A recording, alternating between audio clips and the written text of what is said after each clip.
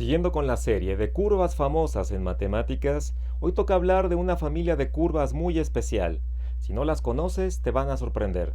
Los óvalos de Cassini. De esto trata este video.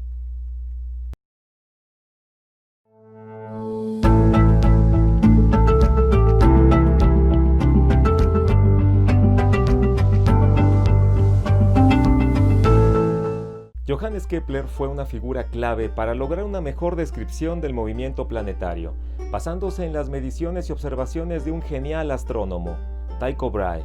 Publicó en 1609 su libro Astronomia Nova, donde proporcionó sólidos argumentos a favor del heliocentrismo y la trayectoria elíptica de los planetas alrededor del Sol. Sin embargo, las ideas de Kepler no fueron aceptadas de inmediato por sus contemporáneos. Un fuerte opositor fue el astrónomo real francés Giovanni Domenico Cassini, quien no estaba de acuerdo con Kepler y trató de demostrar que las órbitas planetarias no eran elipses, sino unas curvas muy especiales, a las que llamó óvalos de Cassini. La elipse de Kepler y el óvalo de Cassini apenas se distinguen cuando se consideran órbitas con una pequeña excentricidad. Las mediciones obtenidas en las observaciones dan la posibilidad de conjeturar que estas dos curvas pueden describir la trayectoria de los planetas de nuestro sistema solar. Las leyes del movimiento planetario de Kepler estaban respaldadas por la observación, pero no por la teoría. Sin embargo, los óvalos de Cassini dejaron de ser considerados tras la publicación de las leyes del movimiento de Newton, lo que proporcionó la justificación teórica que le hacía falta a Kepler. Esto deja claro el genio de Kepler al analizar los datos minuciosamente obtenidos por Tycho Brahe y que tuvo a su disposición. Además, casi una década después, esta hipótesis de una nueva trayectoria orbital fue descartada por Pierre Varignon y Edmond Halley, y los óvalos de Cassini desaparecieron, tanto de la astronomía como de las matemáticas durante más de un siglo. Pero, ¿cómo se definen estas curvas? Una definición de los óvalos de Cassini es la del conjunto de puntos tal que el producto de sus distancias a dos puntos fijos llamados focos es constante. Esta curva se desarrolló por analogía a la definición de la elipse. En un óvalo de Cassini se tiene un producto constante de las distancias a los focos, a diferencia de la elipse, donde lo que es constante es la suma de dichas distancias. Aunque en realidad no podemos hablar de una curva, sino de una familia de curvas.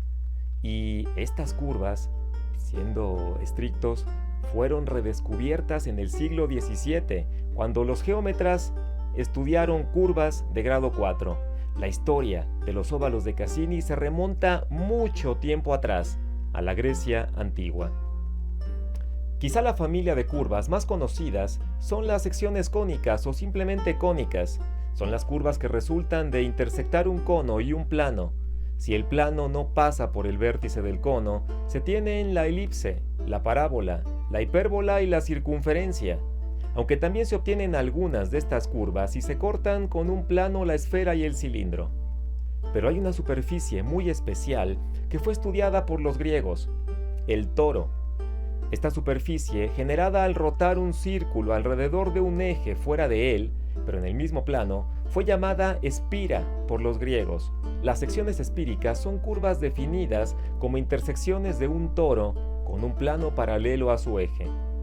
La curva de intersección de un toro con un plano se llama sección tórica, y aunque la ecuación del toro es relativamente simple, las secciones tóricas tienen ecuaciones bastante complicadas y sus formas son muy interesantes. Las secciones espíricas fueron estudiadas por primera vez por el geómetra griego Perseo en el año 150 a.C. Entre las curvas espíricas están los óvalos de Cassini, que fueron redescubiertos por Giovanni Domenico Cassini. Estas secciones tienen esencialmente las formas de óvalos convexos, óvalos comprimidos y pares de óvalos. Para una elección adecuada del toro, la curva se convierte en la famosa lemniscata de Bernoulli, que es una curva que tiene una forma similar al símbolo infinito. La lemniscata fue descrita por primera vez en 1694 por Jacob Bernoulli. Su nombre proviene de lemniscus, que en latín significa cinta colgante. Es un caso especial del óvalo de Cassini y es una curva algebraica racional de grado 4. Otra sección tórica es la hipopoda de Proclo, que fue estudiada por Eudoxo y por Proclo en la antigua Grecia y redescubierta por James Booth en el siglo XVII. Mientras que las secciones cónicas son muy famosas debido a que aparecen en muchas ramas de la ciencia, las secciones tóricas se les ve más como simples curiosidades matemáticas, pero la variedad de las secciones tóricas es bastante rica. Si el plano de corte está inclinado con respecto al plano horizontal del toro, se tienen figuras como estas. Si crees que estas curvas han sido olvidadas y son solo algo exótico en el mundo de las matemáticas, me da gusto decirte que no es así. Las curvas de Cassini se utilizan en diversas aplicaciones científicas, como la física nuclear, las biociencias o en acústica.